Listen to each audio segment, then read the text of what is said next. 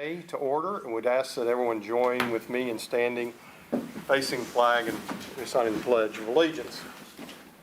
I pledge allegiance to the flag of the United States of America and to the republic for which it stands, one nation, under God, indivisible, with liberty and justice for all.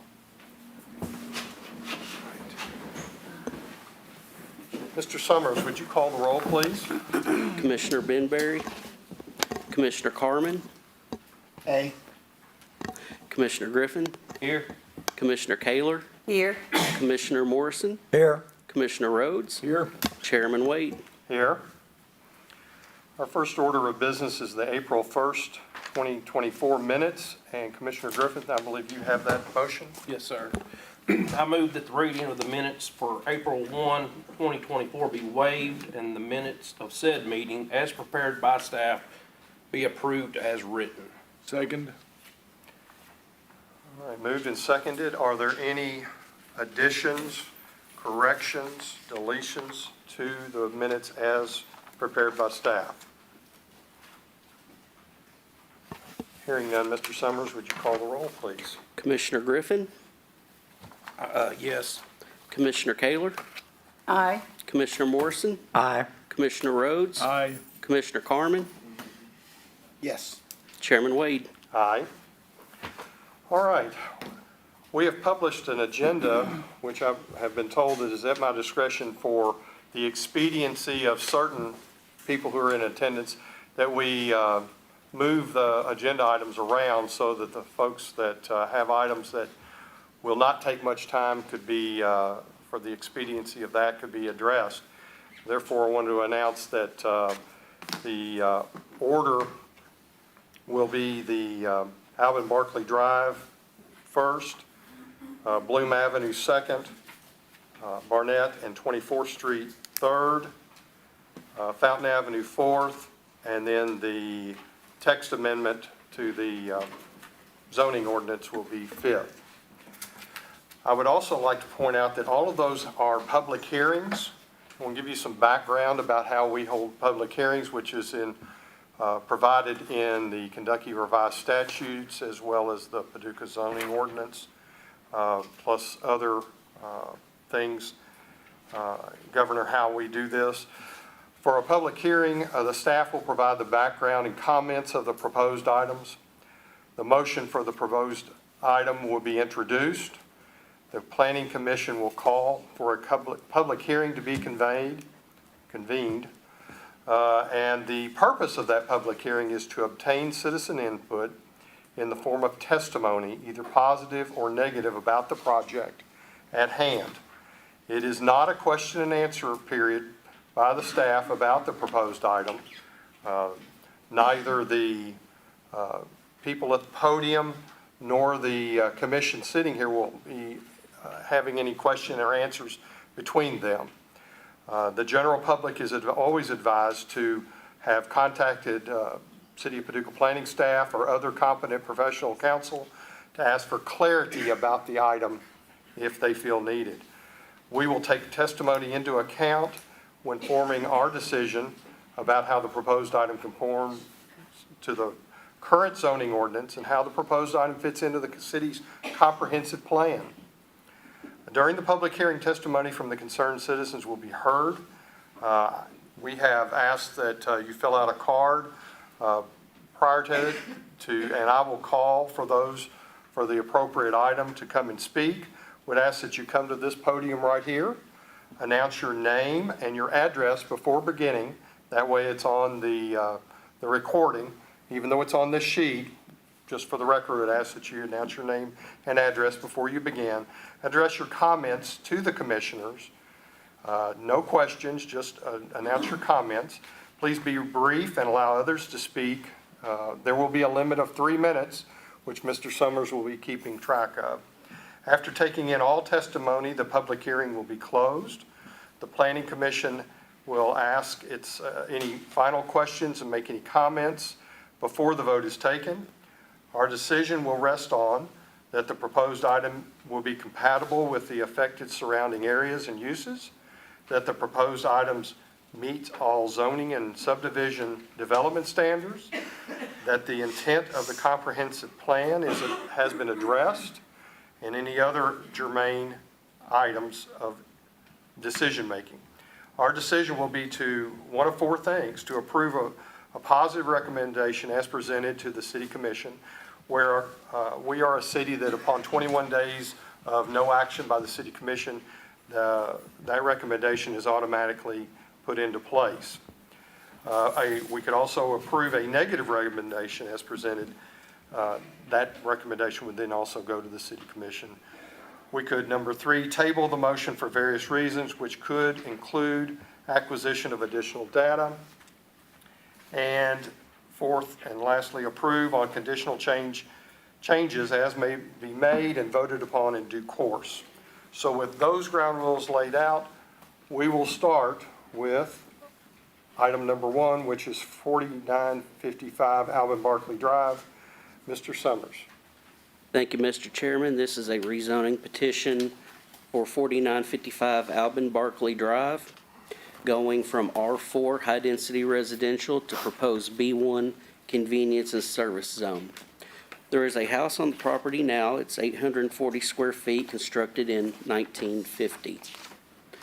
The lot itself is approximately 34,473 square feet, and it is located adjacent to the neighborhood services zone, and also that is covered by a planned unit development.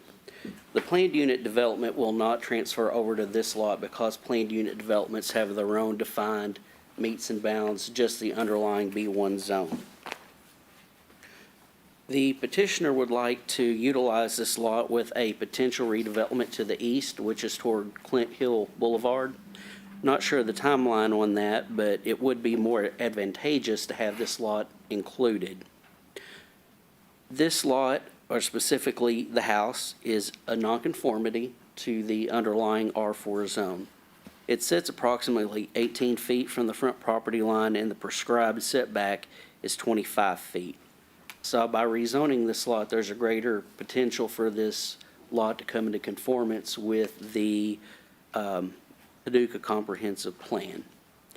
To the west of the site is a office development. To the south is West Kentucky Community and Technical College. The future land use map shows this property to be business park, which is a type of commercial zoning. The petitioner's professional representative is here tonight as well to answer any further questions that you might have. So, Mr. Chairman, I'd like to turn it back over to you for the public hearing. All right, thank you. Commissioner Rhodes, I believe you have the motion for this item. I do.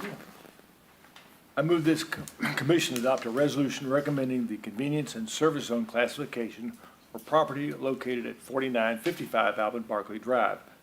I further move this commission adopt the following findings of fact in support of said recommendation. Number one, the proposed rezoning complies with the City of Paducah Comprehensive Plan.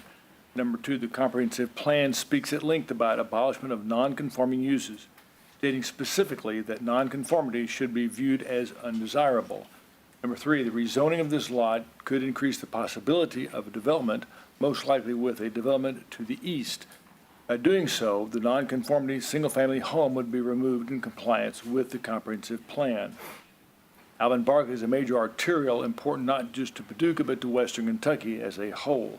Therefore, commercial development is appropriate on this lot.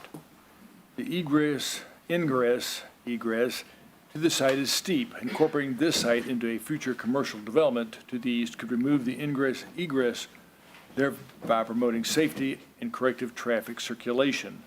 An office complex is located to the west of the site, and WKCTC is located to the south. No other single-family homes are located on Alvin Barkley Drive in the immediate vicinity.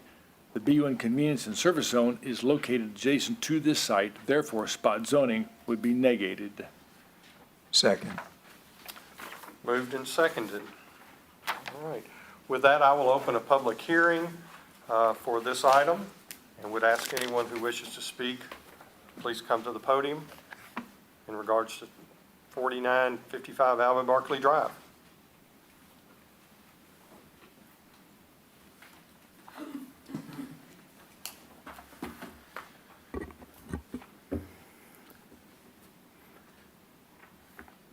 Mr. Goins? I'm do you wish Jason to speak? Goins with SiteWorks. For those who don't know me, I'm here representing the applicant, F&W Properties. And yeah, Josh's description is pretty accurate and in-depth. I don't have a lot to add, but I just do want to speak on behalf of the applicant. The idea here is kind of blending, it's just one little lot here that's still residential, and opening it up to some greater possibilities, whether it's blending in with the professional office park next door or blending into the medical offices that are just to the east.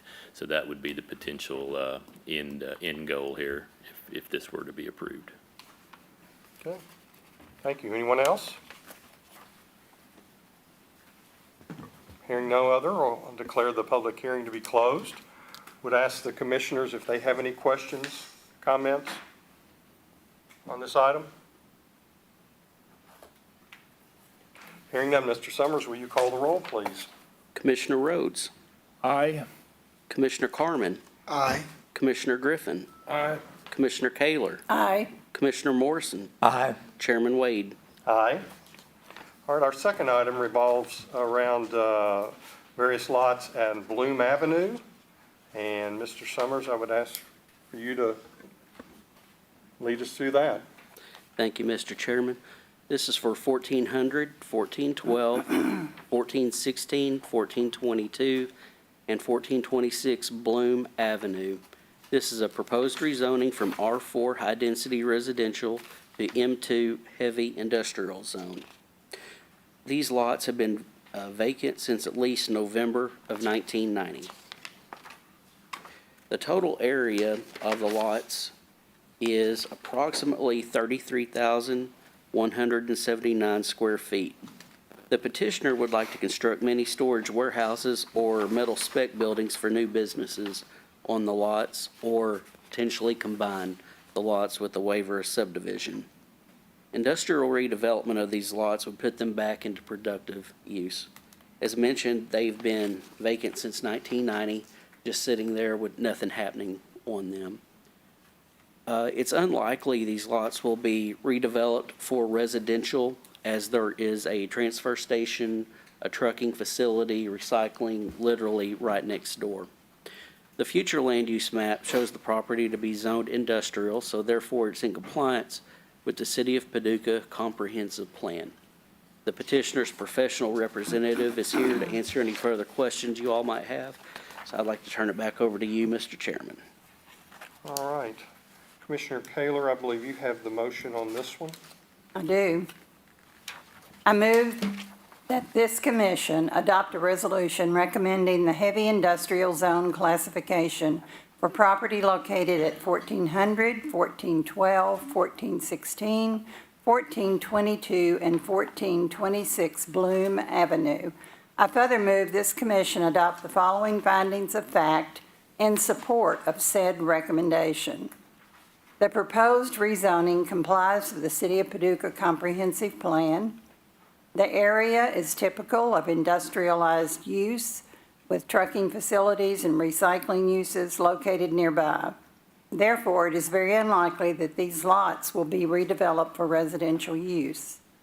The rezoning of these lots could increase the possibility of new businesses in the City of Paducah, therefore providing jobs and an enhanced tax base. The lots would be put back into productive use as they have been vacant since 1990. The M2 heavy industrial zone is located adjacent to this site, therefore spot zoning would be negated. Second. There is a second. Moved and seconded. I will now open a public hearing and ask anyone who wishes to speak about this item, please come to the podium.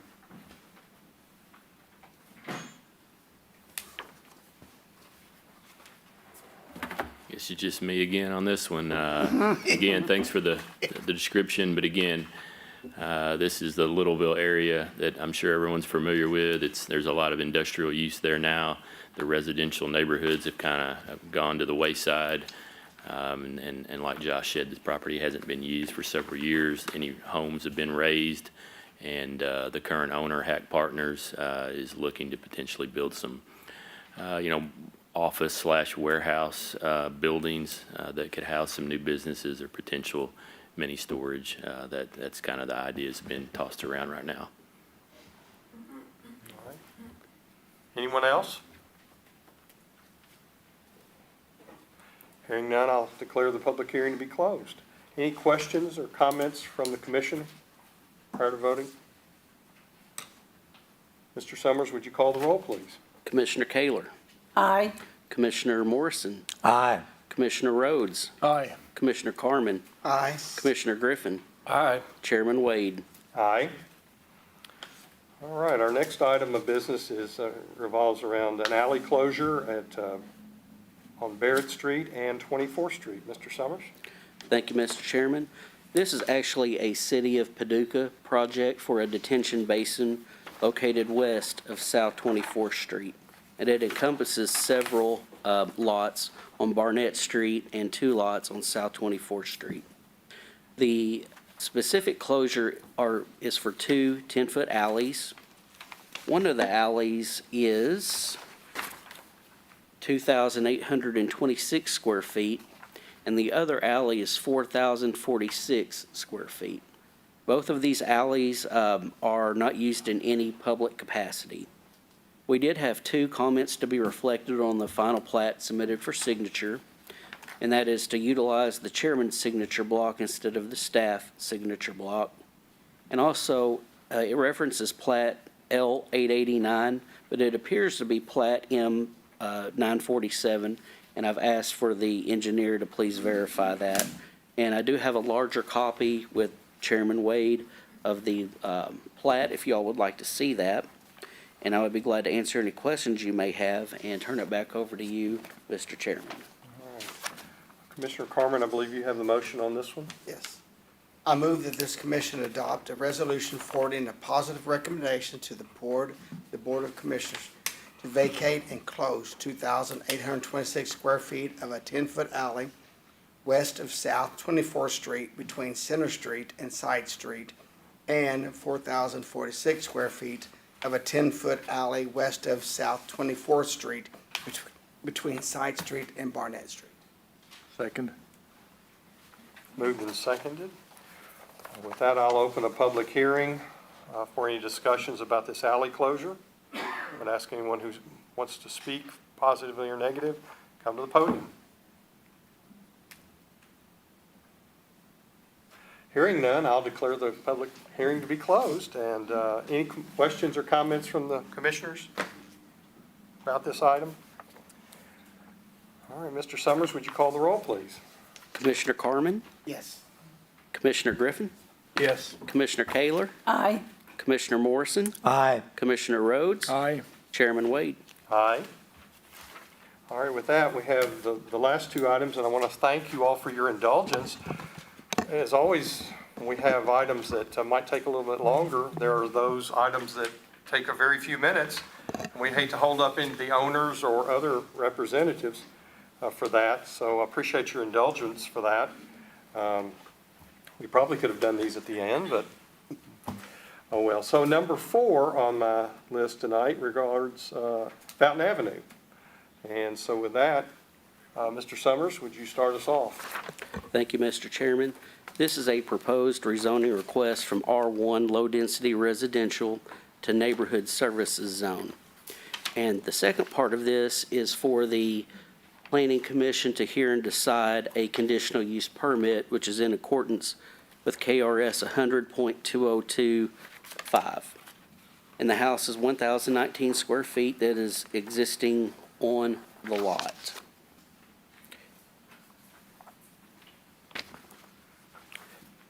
So at its current location and current zoning, the lot is non-conforming, as it consists of 8,010 square feet.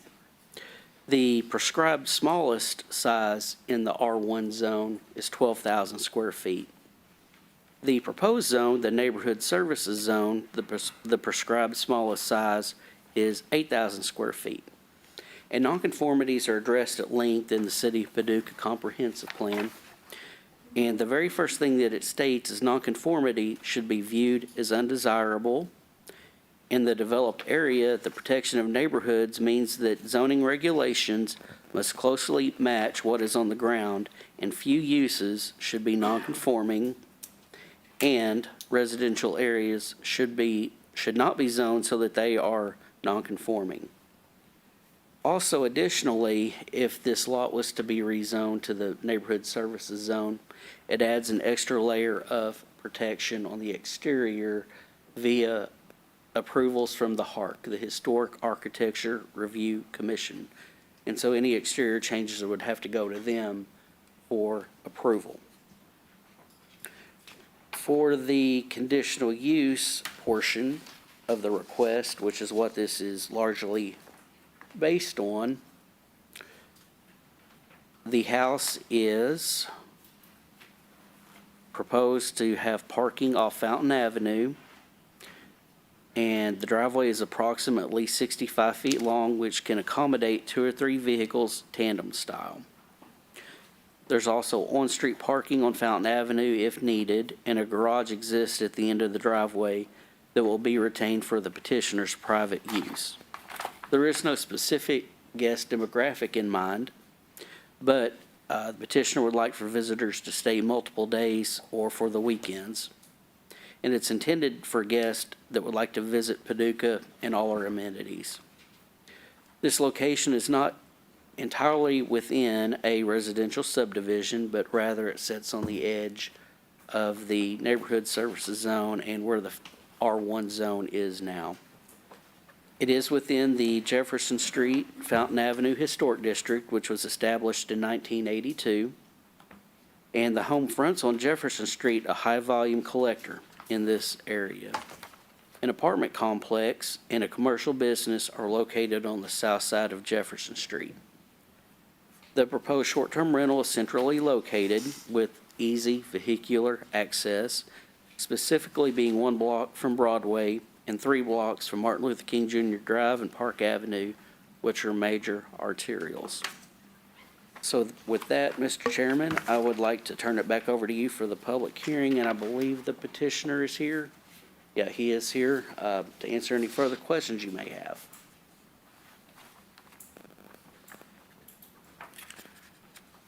Before we do that, would you expound again about exactly the rezoning and then I believe the conditional use? Would you explain that again? Yes, I'd be glad to, Mr. Chairman. KRS 100.202 subsection 5 allows the Planning Commission to hear and decide petitions that are normally heard before the Board of Adjustment whenever they are done in conjunction with a rezoning. The Planning Commission has done this before several years ago with Paducah Storage on Broadway. Whenever that lot was rezoned to M2, the Planning Commission granted a side yard variance along with that rezoning at the time. So in this case, it's for a conditional use for a short-term rental to be utilized inside the house in conjunction with the rezoning. And these are tied together as a part of this. We're not doing one without the other. Basically, well, it can be done separate, actually, because you But for tonight, we're doing them together. It's the basis for it, yes. I just wanted to make sure that was clear to everyone. Thank you. The motion on that, I believe Commissioner Vice Chairman Morrison has that. Yes, sir. I move that this commission adopt a resolution approving the neighborhood services zone classification for property located at 200 Fountain Avenue. I further move that the approval be based on the following findings of fact. 1, the rezoning complies with the City of Paducah Comprehensive Plan. 2, the comprehensive plan speaks at length about the abolishment of nonconforming uses, stating specifically that nonconformity should be viewed as undesirable. 3, the rezoning of this lot would remove the nonconforming status of the lot in the R1 zone to a conforming status in the neighborhood services zone. 4, the site is in the Jefferson Street, Fountain Avenue Historic District. 5, the site is on a prominent corner leading into the greater Fountain Avenue neighborhood. Additional protections would be placed on the home and the neighborhood at large by way of exterior approvals being reviewed by the Historic Architecture Review Commission. 6, an apartment building and commercial building are located to the south of the site, which minimizes an entirely residential character as the R1 zone would suggest. 7, the neighborhood services zone is located adjacent to this site. Therefore, spot zoning would be negated. I further move that this commission approve the conditional use request of Nathan Myers for a short-term rental to be located in the neighborhood services zone at 200 Fountain Avenue. I further move that the approval be based on the following findings of fact. 1, the site has convenient ingress and egress to Broadway, which is a minor arterial. 2, the site has convenient ingress and egress to Martin Luther King Jr. Drive / Park Avenue, both of which are major arterials. 3, the site is not within a residential subdivision. 4, the site is on the edge of the neighborhood services zone. 5, an apartment building and commercial building are located to the south of the site, which minimizes an entirely residential character. 6, the number of guests will be limited to no more than 4 at a time. 7, the site is centrally located within the City of Paducah, giving guests easy access to shopping, dining, and entertainment in both the downtown area and the regional trade center. 8, the site is within the Jefferson Street, Fountain Avenue Historic District.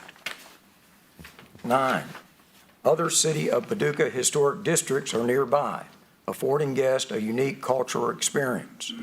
10, the driveway contains sufficient parking for up to 3 vehicles, tandem style. Thank you. All right, motion is presented. Is there a second? Second. Moved and seconded. With that, I'll call a public hearing to order and ask those that have registered in no particular order to come forward to the podium and announce yourself. William. Thank you, sir. It's like going to the doctor's office, they walk into the door and they say, well, yeah, it's me. Will you reintroduce yourself? Sure, I'm glad to do that. Your address? I am Bill Coscarelli, William, when I'm in trouble with my mother, and I'm at 220 Fountain Avenue. Some of you I recognize, some of you don't. I am petitioning against this zoning change. The house, 200 Fountain, is facing Fountain Avenue and has been, and you have a picture in your site from 1905, looking down the street. My house is not yet built. Nathan's house is right here, and the next house after that was 200 Fountain Avenue. It was later cut up and moved. It was also the home of Vice President Barkley. It was moved behind 200. That's some of the reasons why you're seeing a smaller lot size. So the empty lot in the foreground here I mentioned, and then as it was cut up, when I hear some of the issues about HARC being able to maintain things, I suggest you look at the third page that I sent you. I'm holding up a picture of a house that I think it's 1642 Jefferson. I don't think this is compliant with HARC distribution. Across the street is an apartment building that's burned 3 years ago. Has not been changed, fixed since then by the owner. Apartment across the street is starting to go and fade. You can see from that picture. I can't put the pictures on the audio.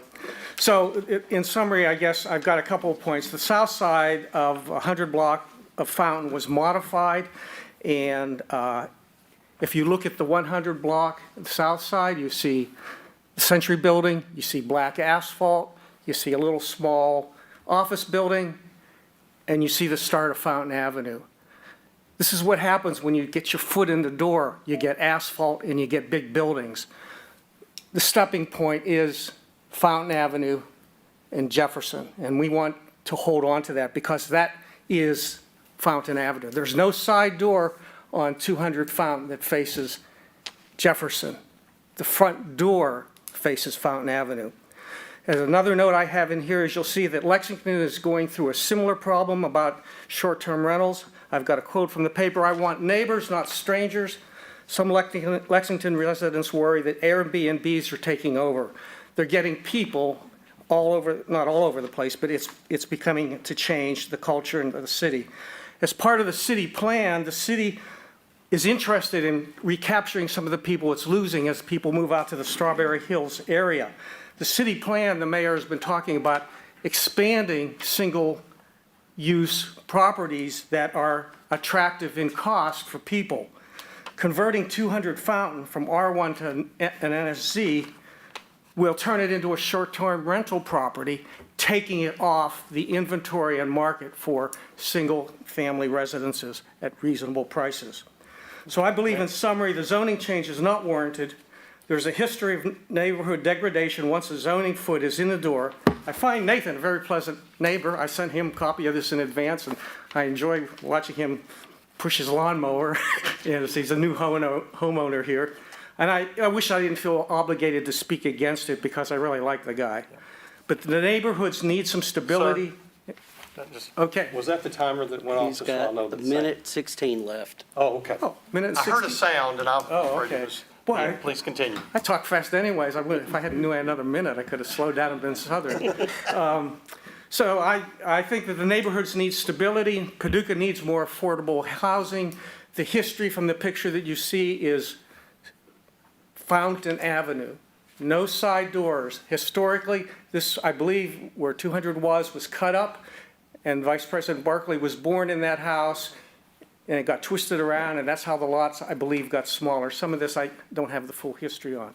So I guess in summary, I hope Nathan will move into 200 Fountain Avenue and continue to be a good neighbor and put his current house up for sale, and we'll all have our street back again. Thank you. Thank you. All right, next in the stack, I have Gary Dick. Can I let this gentleman go before me? Uh, Is that a problem? Who is this gentleman? Jack Burry, you've got the.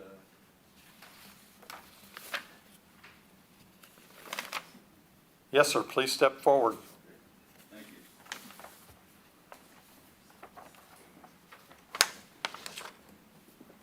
you. Good evening. My name is Jack Burry. I live at 319 Fountain Avenue, and I've been there for 28 years. And we actually lived here on Jefferson Street.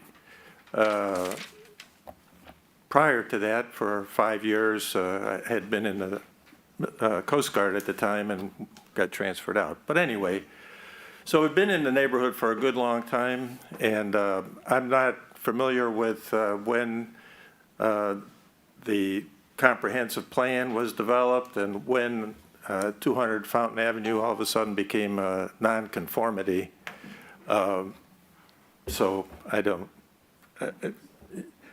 it seems like it's almost should be grandfathered in as it is. I'd like to parrot what Bill commented on, and I have a couple questions that I'm not familiar with zoning.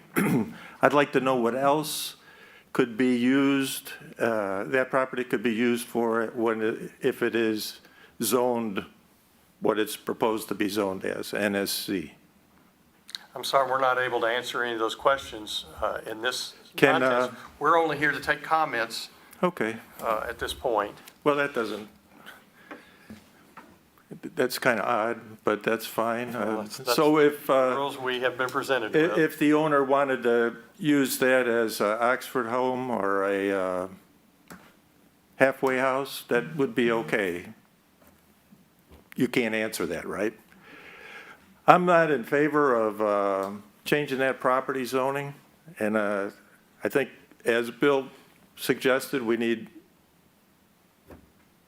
residents. We don't need transients. And I'm opposed to changing the zoning. Thank you. Thank you, sir.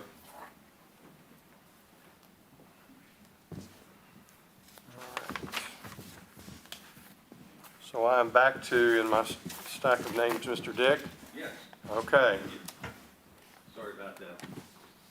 Well, they're random, so that's, gives me a little bit of Okay. leeway.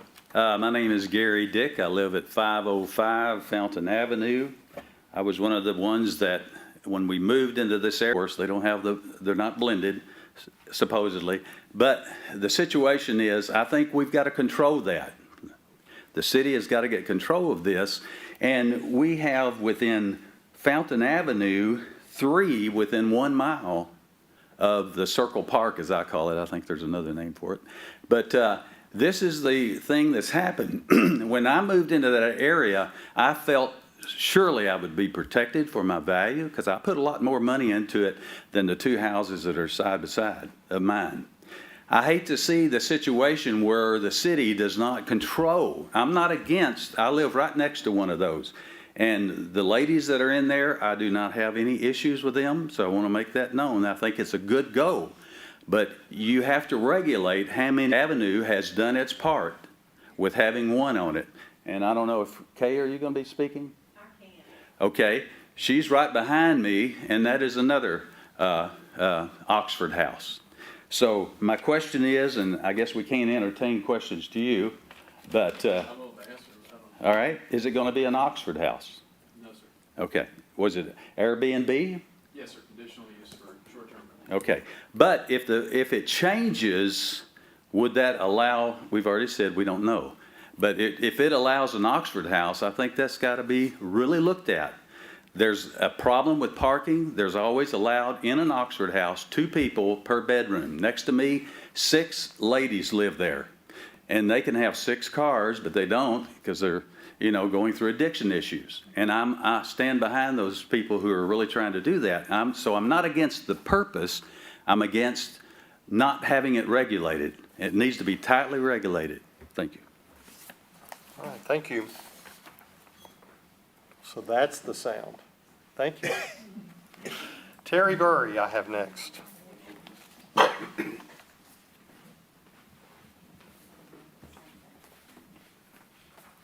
Hello, I'm Terry Burry at 319 Fountain Avenue on the Circle, and we have been here since, for the second time, 1998.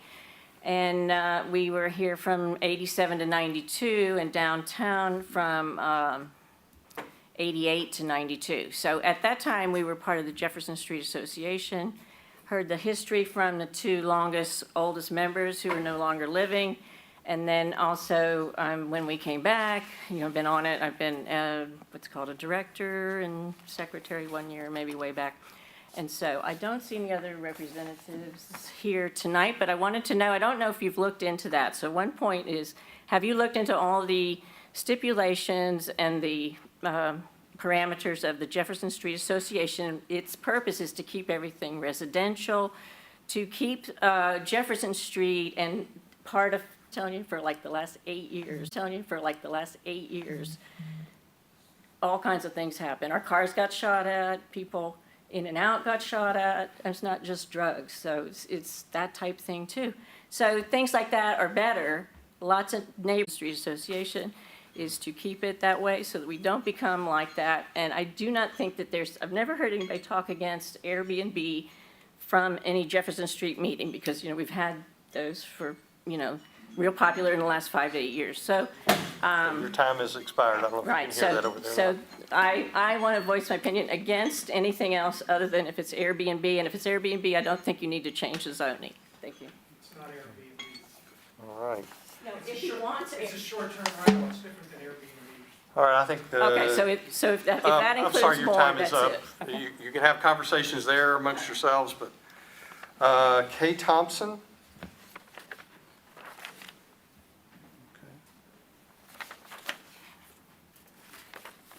Hi.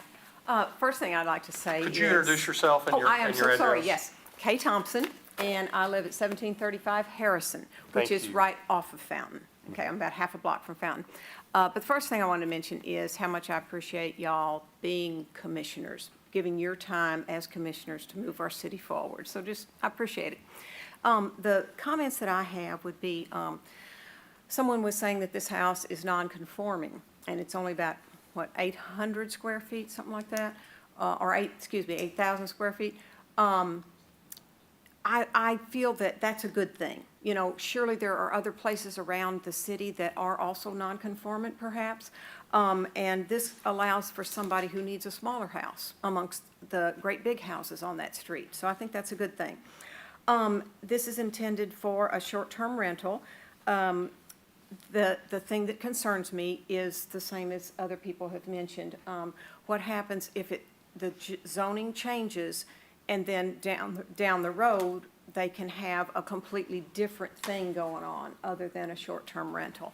As Gary mentioned, I live right next to an Oxford home. I think it has like 6 to 8 bedrooms in it, so, you know, quite a number of folks over there. Perfectly nice people that I've never had any trouble with them at all. However, lots and lots and lots of traffic. That's just, you know, one thing that comes along with that. Let's see, one thing that I am concerned with about short-term rentals would be noise problems. Not gonna bother me down on Harrison, but, you know, could be a big problem for folks who live nearby. And the other thing that I worry about is commercial encroachment into the residential area. So thank you for listening, appreciate it. Sorry, I was finishing my notes about your concerns. Thank you very much. That concludes the ones that I have registered to speak. All right. Petitioner. Nathan. Yes, but he didn't register to speak, Josh. He's the petitioner. Petitioner, okay. I guess Yes, that sir. trumps these cards. Nathan Myers, 212 Fountain Avenue, stated I am the petitioner. Apologies, I might have misread the instructions. I actually thought I was going to talk first, but talking last is fine too. Either way, I'd like to thank Josh for all his hard work and again, the commission for hearing all this. And thanks for everybody for coming out, all the support. I thought maybe those were going to be the other cases, but I guess it was this one. I'm not particularly interested in necessarily, you know, rebutting anything anyone else said. I think there were a lot of valid concerns. I understand people's uneasiness about any change, but I do want to clear up.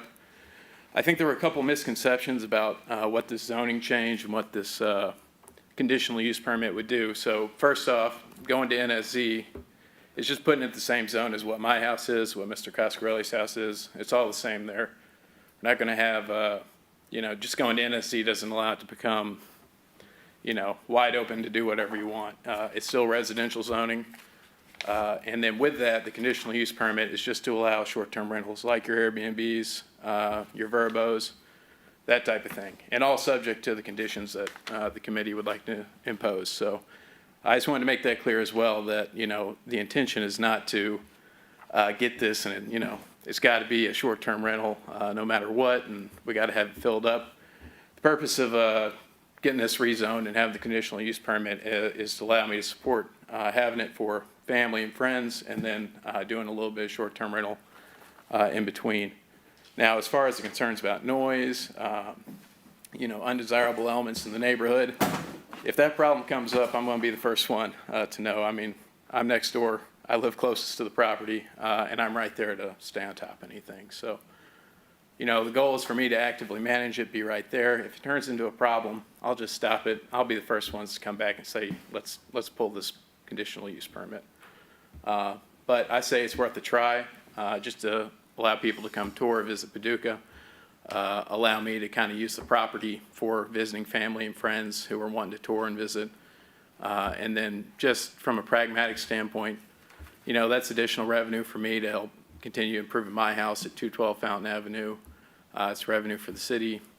And from a pragmatic point, I totally understand wanting to keep the neighborhood, you know, full of neighbors, but I own the property now and I'm not selling it.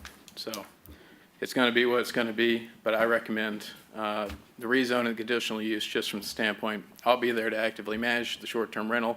It's not going to be anything other than that. If it ever becomes a problem, we can always revisit it. But thank you for your time. Thank you. All right. With that, I will close the public hearing on this item. Commissioners, I would ask you, do you have any questions based on what you have read or what you have heard? for do. staff? I do. All right. So what we're talking about here is this house becoming Airbnb, short-term rental. And I lived in Lower Town. We had lots of houses down there. Ours, as a matter of fact, when we lived there, was an Airbnb. We lived there and rented 3 rooms out. Many other houses down there also. So what is the zoning requirements for Airbnb in any neighborhood in the city of Paducah? Thank you, Commissioner Kaler. The special event short-term rentals are only allowed in the R1 zone, which is up to a week, twice a year. They are conditional uses in the R2, R3, and NSC zone. And they are principally permitted elsewhere in the city. Like any commercial zone, any industrial zone, they're allowed by right, downtown, lower town. So they can't go into any neighborhood. I mean, you can't put an Airbnb just in any neighborhood without a conditional use. Right, not without going through the appropriate step of applying to, most of the time, the Board of Adjustment, correct? But didn't you just say R1 was for special events? Yeah, Which is two blocks down from this is an R1. yeah. Not 2 blocks, 2 houses down. In R1 zone, what that allows by right is just a special event short-term rental, which is 1 week, twice a year in the R1 zone. I think what a lot of the public comments were going to, and I made note of that a couple of people were, didn't necessarily have a problem with a short-term rental, but they don't want other uses. And I think that can be clarified by pointing out that the principal permitted uses in an R1 zone and a neighborhood services zone are exactly the same. Single-family and two-family homes. The only difference between the R1 and the NSC zone, which is the change that's being requested here, is that NSZ zones allow conditional uses such as short-term rentals and a few others. In order for someone to buy a property and put one of those types of businesses or uses on it, they would have to come back to the Planning Commission and ask permission and justify why they should be allowed that conditional use. So just by changing the zone, it does not automatically make a short-term rental allowable. You have to have the zone allow it and a conditional use. So I hope that helps And clarify. it doesn't automatically allow you to put something else in it without coming No. back to the Planning and Zoning Correct. Commission? Correct. How does all the Airbnbs in town do this then? Because there's Airbnbs up and down Fountain Avenue now. Yep, we have actually several, Yeah. we've got several in the city of Paducah in R2 and R3 zones that have came before the Board of Adjustment to get the conditional use permit with a public hearing like we have tonight. If it's in a commercial zone or on the Broadway corridor or an industrial zone, they're allowed by right. Since those are more, since those zones have a more dense character. But to follow up your question, the thing that pops in my mind, how many are flying under the radar? That's that we what don't- I'm saying. That we don't know about? Yeah, And we won't know. It's only hearsay, right. and we're not going to deal in hearsay, so. That's an enforcement issue that's not within the authority of the Planning Commission. Excellent point. Any other questions? Chairman Wade, yeah, I'd like to make a couple Yes, sir. comments. I live in Lower Town, have for a long time. And the Airbnbs, or what do you want to call them, there are 3 I can think of that are owner occupied. Lower Town residents who have rented out a space in their apartment. I have no problem with that. There are probably a dozen that the owner has decided to, instead of sell the house, and these tend to be smaller houses, they've decided to have an Airbnb. And no, we don't have traffic problem with them. They don't have wild parties. They don't dump trash in the front yard. They don't run wild in the neighborhood. No, it's something worse, is that they're not additive to our neighborhood. I suspect like Fountain Avenue, Lower Town neighborhood, people get together and do things. You know, we raise money for new street signs. We painted the intersection. We've painted fire plugs. We've done lots of crazy things. And the way that happens is we have engaged neighbors. Well, a person who's renting an Airbnb for a weekend or whatever, they're not a neighbor. They're just a visitor. They add nothing to our neighborhood. And we probably have a dozen non-additive Airbnbs, and I'm not very happy about it. So, thank you. Any other questions, comments? All right, Mr. Summers, would you call the roll, please? Commissioner Morrison, Aye. Commissioner Rhodes, No.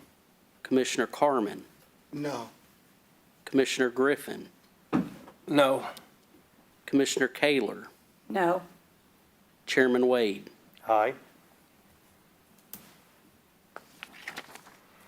All right, I will also, I neglected to point out when I was giving the public hearing notes that I had put together, that our decision would be to approve a positive recommendation to be presented to the city commission, or number two, to approve a negative recommendation to be presented to the city commission. There is a form available entitled Request of Board of Commissioners to Decide Zoning Map Amendments, and they have the right to be appealed to within 21 days of today. All right. And the way I understand too, we're not the final We are say-so, unless somebody because it goes appeals to the to it, commission. and then if the commission. They can overrule us. They could though. overrule us, Yeah. yes, certainly, but only if they are prompted to take it up, I believe is correct. All right. The next item is the text amendment, text amendment 2024-0001. Mr. Summers, would you start us off on that? Thank you, Mr. Chairman. This is for reasonable accommodation for recovery homes. In recent years, the city has received numerous requests for recovery homes in various areas of the city of Paducah, but there's not been a streamlined way for those to be approved or granted from a city governmental level. So what this text amendment intends to do is to provide a streamlined approach for approval, which protects handicapped individuals, but also the neighborhoods themselves, with an added layer of discretionary review at the planning commission, or at the planning director level. The city's utilized several resources in developing this text amendment. The city of Bellevue, Kentucky, enacted a reasonable accommodation ordinance along with other smaller communities in northern Kentucky. So using their ordinance as a place to get started, we've also utilized Phoenix, Arizona, and Costa Mesa, California, and their reasonable accommodation ordinances, because they've been heavily litigated. And we've learned from their successes and their failures and incorporated that into this ordinance. Further, this ordinance was developed in consideration of decisions rendered from the United States Supreme Court regarding Oxford houses, and that is from litigation across the United States. And we've written into this ordinance what the Supreme Court has said Oxford houses can and cannot do.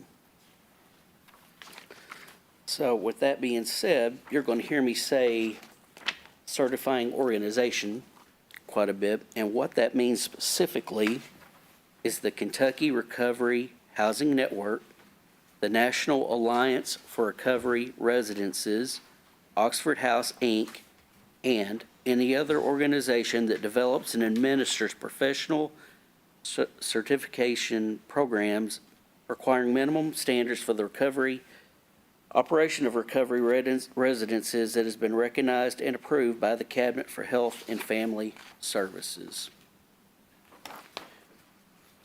So the applicability of reasonable accommodation is within the context of land use and zoning regulations. What that means is that land use regulations, zoning regulations, policies, practices, and procedures, or the waiving of certain requirements can be done to eliminate barriers to housing opportunities for handicapped individuals. And that handicapped is determined by the FHA and the ADA. The Planning Department will have applications for reasonable accommodation, both hard copy and online through our InterGov portal. And there's a laundry list of information that we will be requesting. Probably the most pertinent information that we would receive is a detailed description of the requested accommodation and reason that the requested accommodation may be necessary for the handicapped individuals to use the dwelling. So upon receiving that, we look at the grounds to issue a permit locally. And the planning director will utilize the following factors: that the property will be used by an individual with a recognized handicap protected under fair housing laws, special needs created by the recognized handicap, potential benefit that can be accomplished by the requested modification, potential impact on properties within the vicinity, including impacts on parking, ingress and egress, traffic, lighting, and noise, the physical attributes of the property, alternate accommodations that may provide an equal level of benefit, whether the requested accommodation would impose an undue financial or administrative burden on the city, whether the requested accommodation would require a fundamental alteration in the nature of a city function or service, including in the city's overall zoning scheme and neighborhood development, and finally, whether granting the request would be consistent with the City of Paducah Comprehensive Plan.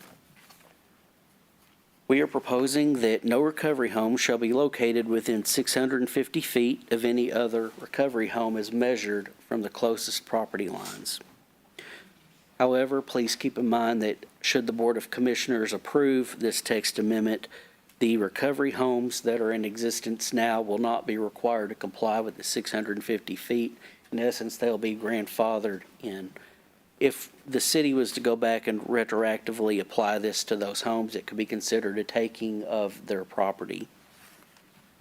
The reviewing authority, which is the planning director, can issue a temporary permit if the factors that is presented on the application would weigh in favor of granting that permit. The traffic, the lighting, the noise, that sort of thing. The temporary permit is something that would be issued for a specific time period, which is up until the recovery home receives or does not receive their certification from the cabinet. We're not sure how long that process is going to take because this is a new directive given to recovery homes by the General Assembly.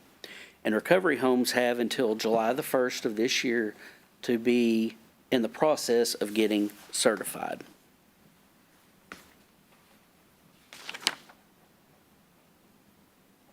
So upon certification, if they do get certified by the cabinet and approved at the local level, what they must provide to the city is liability insurance coverage in the amount of $300,000 per person and $1 million per occurrence for personal injury to persons or property damage. They have to have a good neighbor policy. The parking has to be on asphalt or the street, basically not on an unimproved surface. And there does have to be compliance with all applicable codes, including the building code. And they do have to provide to us any changes in ownership, policies, procedures, or if they lose their certification with the cabinet. I do have a few questions that I would like to go through that may answer some of the public's questions here tonight as well. And probably one of the main ones is if a recovery home receives their state certification, do we automatically have to approve that here at the local level? And the answer to that is no. The planning director has to find that based on the condition of the house, the surrounding neighborhood, compliance with the comp plan, that temporary permit and permanent permit should be granted. And how does the building code apply? It applies basically just like it would to a single-family home. If there is a room in that house that's going to be utilized for a bedroom, and say it requires another means of ingress or egress, just like a single-family home would, they're required to get a building permit for that. How will complaints be addressed that are received by staff? And what we will do is rely on the experts at the state, and that is specifically with the Cabinet for Health and Family Services that is running parallel to the Kentucky Housing Network, or Recovery Network at this time. We will forward the complaint to them. They'll look into it and advise us if they're going to revoke their certification or not. And if the state revokes it, then we will revoke it. And as I mentioned earlier, how long it would take to know if a proposed recovery home is approved or denied by the certifying organization or the cabinet, we simply don't know, based on that this is a new directive by the General Assembly. So it's going to take some time for all recovery homes across the Commonwealth, all the cities across the Commonwealth, city staff to get used to how things are processed under this new law. And how will we be informed of serious or repeated violations at a specific recovery home? We will work closely with the fire chief and police chief, and if there's a call, they will let us know if it's a serious infraction. Otherwise, periodically, we will follow up with the chiefs of both departments and give them the addresses and say, hey, has there been any calls? Has there been any arrests or anything like that? And if there's repeated offenses over time, we will send that to the cabinet. And we will work with the cabinet. In fact, I've already been in communication with the director of the Kentucky Housing Network Alliance. And sometimes, and this is important as well, that people may notice that a recovery home is in operation without a certificate. As part of the new law that is being handed down by the state, recovery homes have to have people living there. And the reason for that is whenever the state comes down to do their site visit, they have to see how the people living there are interacting and if they're in compliance with the building code and that sort of thing. So that is why there will people be already in the house. So with that, Mr. Chairman, there's two motions that will need to be read, one to take it off the table and the other to act on it, and I will be glad to turn it over to you for the public hearing. Thank you very much. Commissioner Carmen, I believe you have the motion to remove from the table. Yes, I move that the commission remove from the table case number text 2024-0001 pertaining to proposed section 126-88 reasonable accommodation for recovery homes. Motion, is there a second? Second. Moved and seconded. Mr. Summers, will you call the roll, please? Commissioner Carmen? Aye. Commissioner Griffin? Aye. Commissioner Kaler? Aye. Commissioner Morrison? Aye. Commissioner Rhodes? Aye. Chairman Wade? Aye. So that motion is now off the table and is open for our consideration. Commissioner Carmen, for clarity's sake, would you reread the motion? Sure.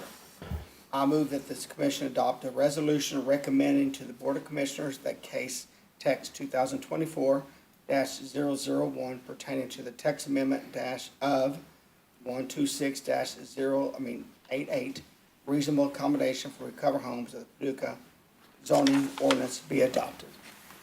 I believe that motion has already been moved and seconded at a prior meeting, of which I do not know the date off the top of my head, but we are in good order for that. And therefore, I will open a public hearing for the consideration of that motion and would ask those who have registered to come and speak, introduce yourself at the podium. And you have 3 minutes. First up, I have Wes Sullinger.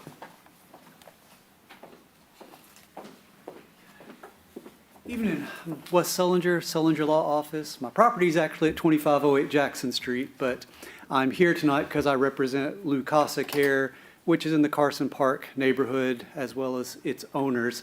And I just wanted to make a few comments for suggestions on the text of the amendment. Overall, I like this amendment. It's a better process than the non-process we've been dealing with. But just for a couple of clarifications, in the text, the first section, A3, says that this pertains to facilities with 7 or less unrelated individuals. That should be fewer instead of less, just to be nitpicky. People who are covered by the Fair Housing Act or the Americans with Disabilities Act. But the fact that it incorporates those two laws creates an evidentiary standard.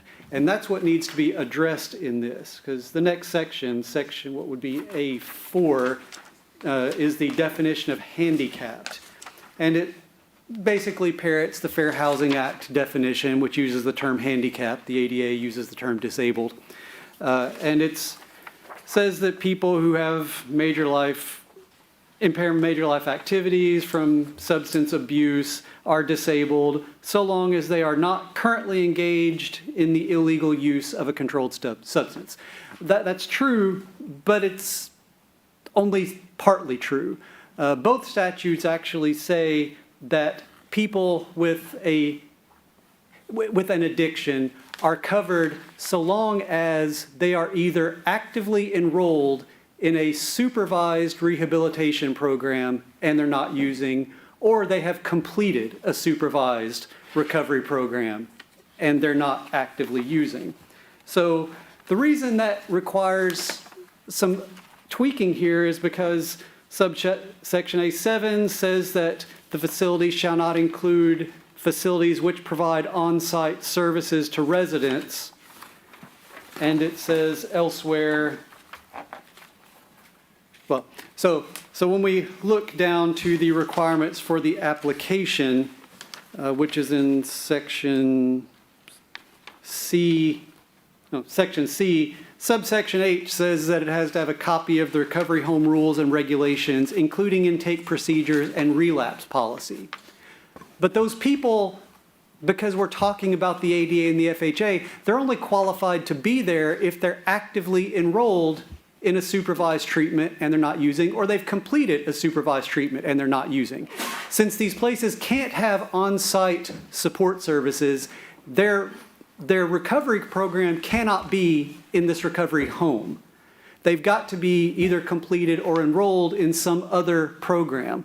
So as part of the application process, that needs to be included. Some statement, some evidence from the recovery home as part of the application that they verify that the individuals who are being housed there have completed a supervised recovery program, or they're at least enrolled in that program.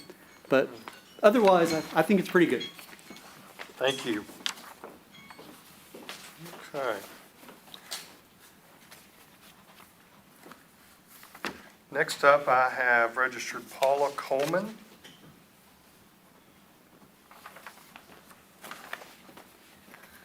Good evening.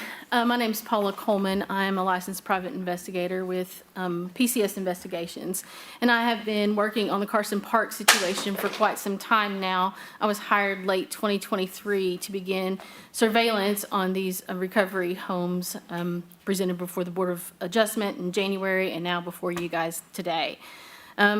I've done 2 different surveillance reports. One of them I'm not sure that you guys have because I didn't provide the first report, but I did submit a report today that is composed of developments and situations that have happened since the January 8th BOA meeting. Having said all of that, I feel like because of those situations, and you guys can read them, I'm not going to go through it because I've only got 3 minutes, obviously. I feel like because of those situations, I feel like this situation needs to be comprised of a classification system.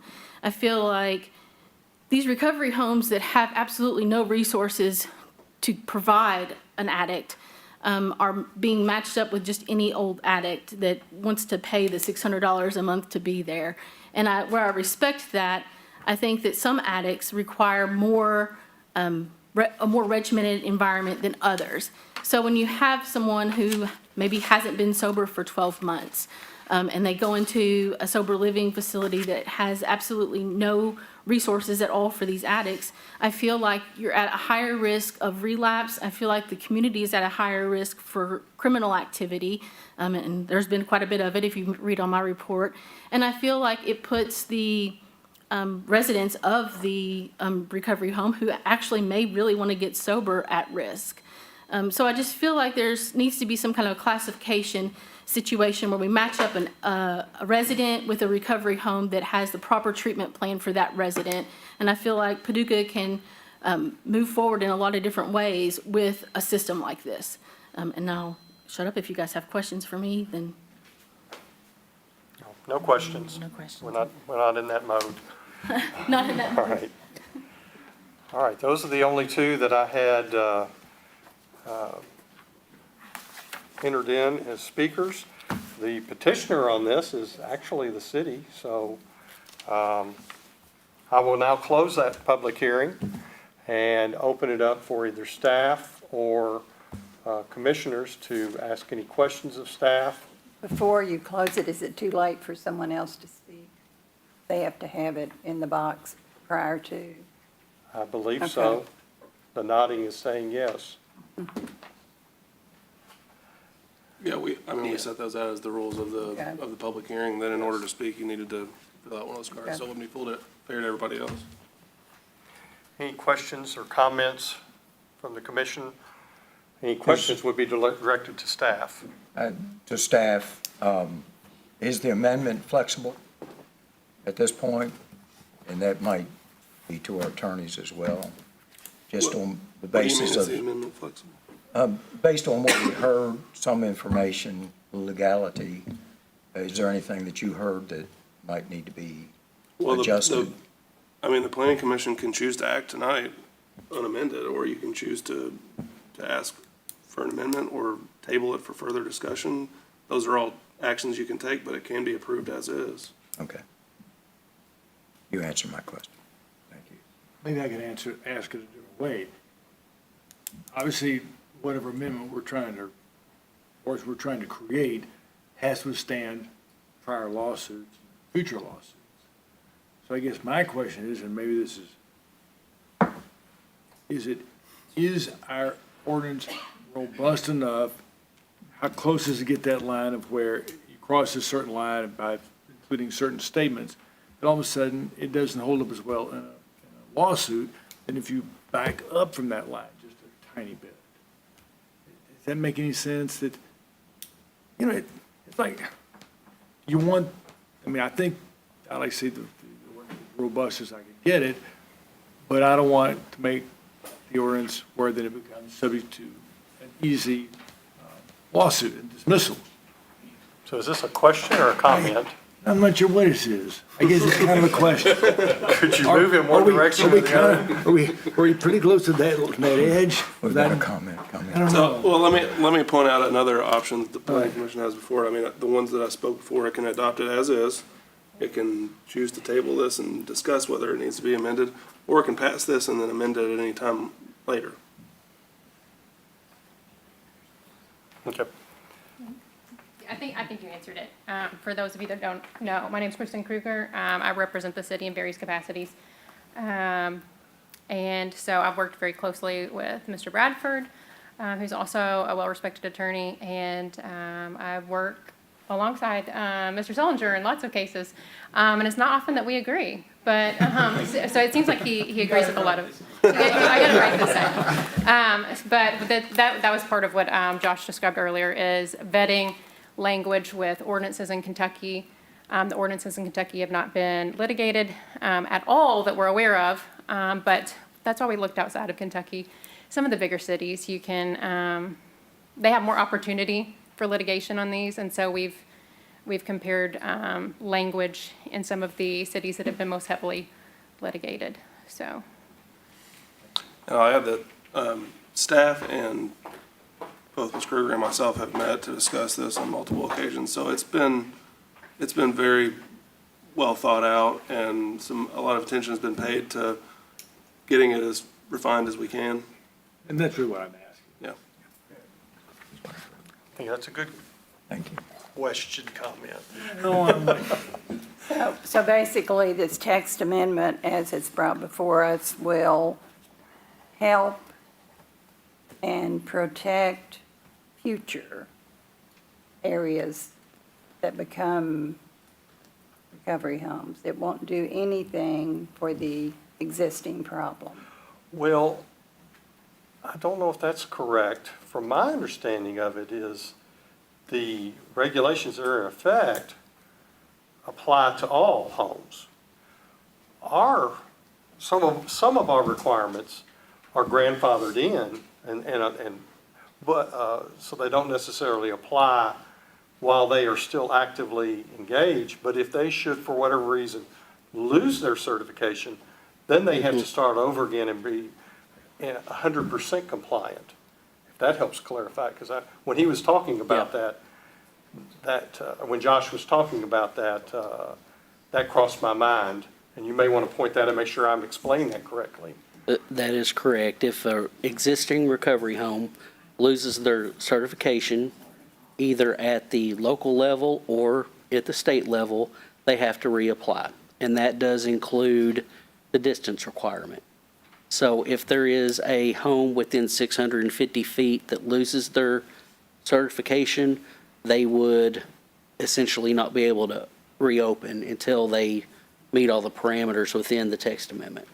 It does also provide for rescission even of temporary approvals if they go rogue. Okay. I've got kind of a dumb question here, I think. These houses, they don't have to have special zoning? They can go anywhere. No, anywhere. So we got a zoning issue over an Airbnb, but now but over there in that same house, we can put 6 people. That seems a little bit not making sense to me. That's the purpose of the ordinance, to regulate it. Yeah, but it's still, it doesn't make good sense to me. Any other, One of those things? Really? yeah. any other questions, comments? Hearing none, Mr. Summers, will you call the roll, please? Commissioner Carmen, No. Commissioner Griffin, No. Commissioner Kaler, Now, wait, I want to be clear what I'm voting on. Wait, yeah, we're in the middle of a vote, I'm sorry. I'm sorry. We're voting on whether to pass the ordinance. Yes, on the text amendment. Yeah, Okay, I'm sorry, please I'm continue. sorry. Commissioner Kaler,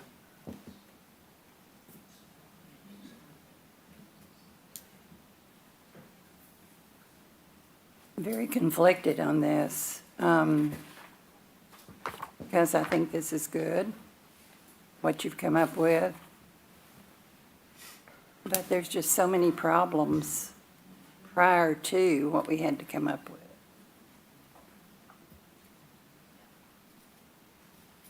So, since we can do something about it later, correct? Even if it's passed, you can come back on this, is that correct? Well, and you can amend the city ordinance at Right. any time that you want to, we just have to make a new proposal.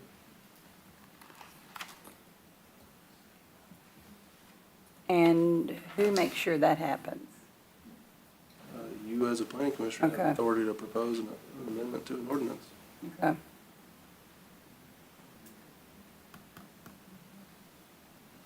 So, I mean, I think it's better I think it's better for the whole city to have something rather than absolutely nothing to protect the next people down the road.